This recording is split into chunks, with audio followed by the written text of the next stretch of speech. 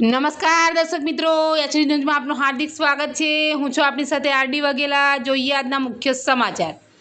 મુંબઈની યુવતી સાથે લગ્નની લાલચે દુષ્કર્મ ગુજારનાર આરોપીની જીઆઈડીસી પોલીસે ધરપકડ કરી કાયદેસરની કાર્યવાહી હાથ ધરી છે।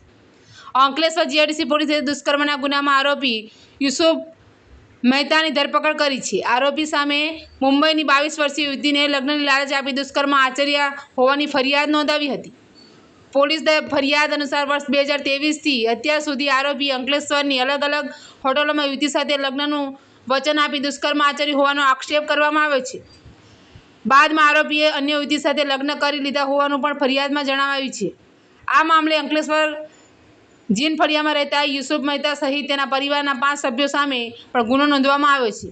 ફરિયાદના આધારે પોલીસે મુખ્ય આરોપીની ધરપકડ કરી વધુ તપાસ શરૂ કરી છે। એચડી ન્યૂઝ સાથે રિપોર્ટ જયેશ પ્રજાપતિ, અંકલેશ્વર।